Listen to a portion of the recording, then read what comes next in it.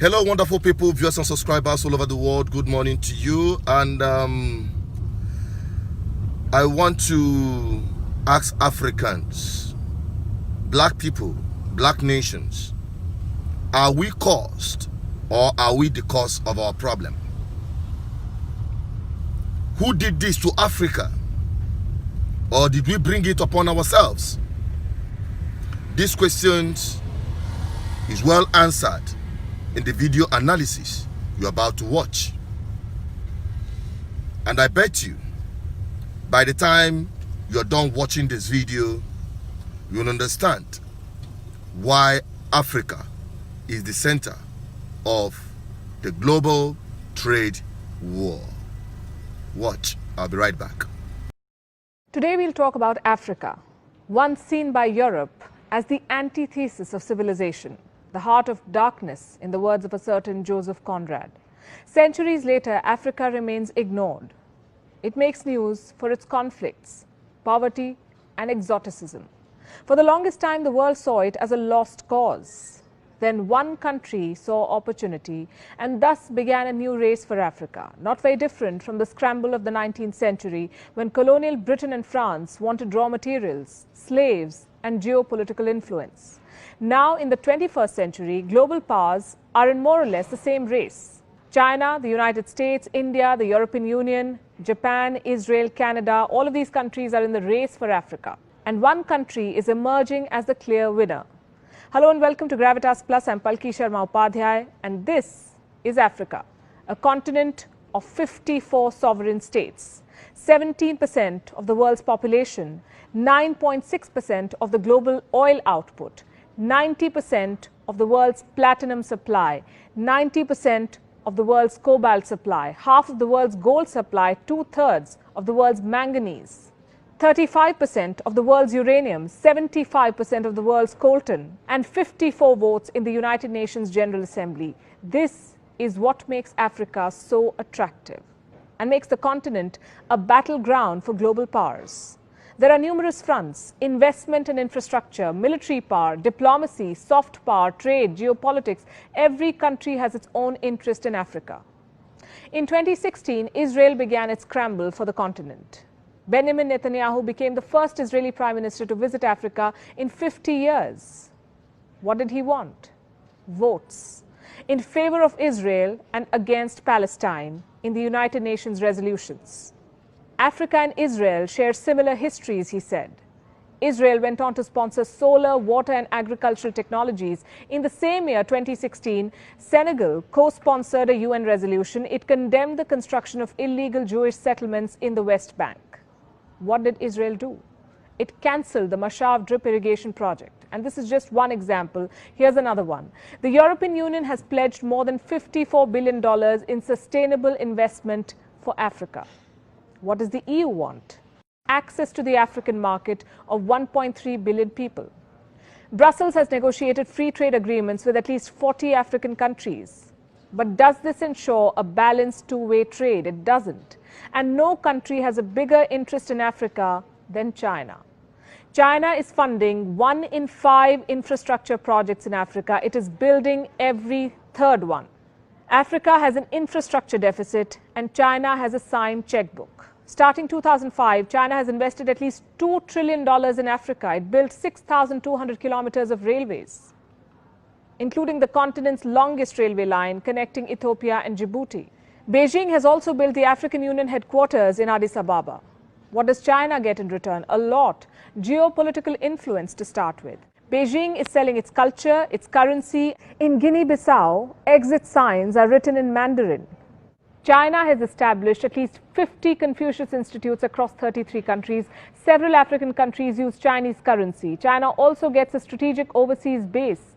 In 2017, China built its first overseas base at the Horn of Africa, Djibouti to be specific. Djibouti connects the Mediterranean Sea to the Indian Ocean via the Suez Canal. The base has the capacity to accommodate 10,000 troops. China also gets a market to dump its goods. China is Africa's largest trading partner. Chinese trade has increased 40-fold in the last 2 decades. At least 10,000 Chinese firms operate in Africa. This is according to a McKinsey study. Africa has resources and China has access. Did you know that a third of China's investments in Africa are in the mining sector? And finally, it gets to debt trap Africa. But here's the thing, China is not the only country investing in this continent. It's not even the biggest. The United States is Africa's largest investor. It accounts for $54 billion of FDI stock. There are 600 American companies operating in South Africa alone. And this, even after the US president called Africa this. For the longest time, Africa was nothing but a war zone for Washington. It has over 7,000 troops deployed in the continent.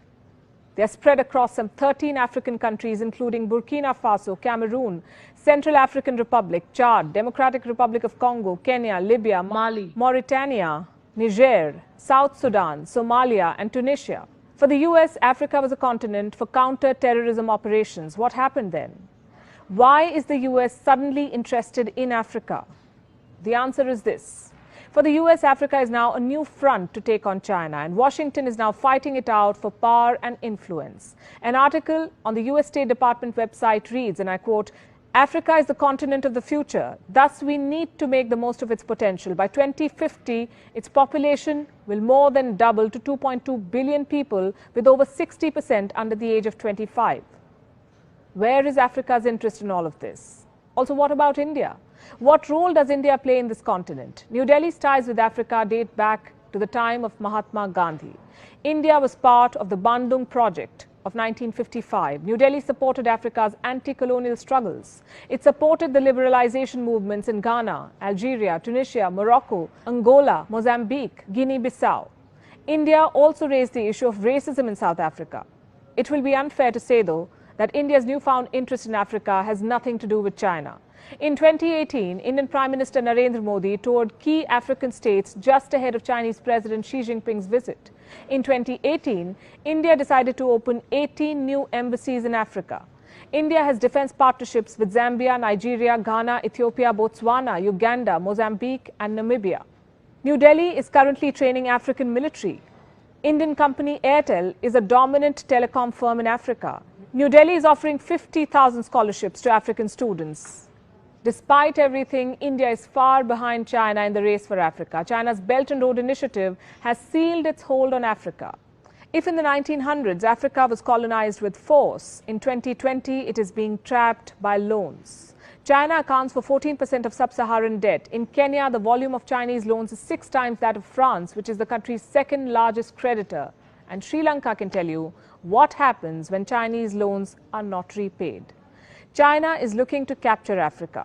It has a strong diaspora, it is spending big money, it is selling its movies, culture and currency. China extracts raw materials, it manufactures products with them and sells them back to this continent.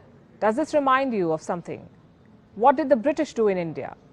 In the 19th century, the rivalry between Britain and France fueled Africa's colonization. In the 21st century, the trade war between the United States and China is hastening the same. Just like the 19th century, there are numerous countries in the scramble for Africa. And just like the 19th century, there is nothing in it for Africa. Gravitas Plus, co-presented by Skoda. Simply clever.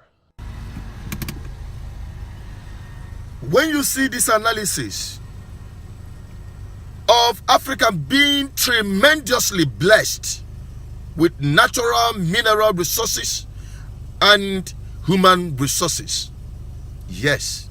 Don't forget that civilization started in Africa. And we've kept blaming other people. The white colonization, slave trade. We kept blaming it that it is the root cause of our problem. We kept pointing fingers on the Western world that have come to colonize us, to subjugate us, to exploit us. From the time of slavery to the time of colonization. Now the new colonization, yet nothing has changed. I ask you once again, you Africans, you people of color, who did this to us? And can we dig ourselves out from this mess? My answer is yes, capital yes. How?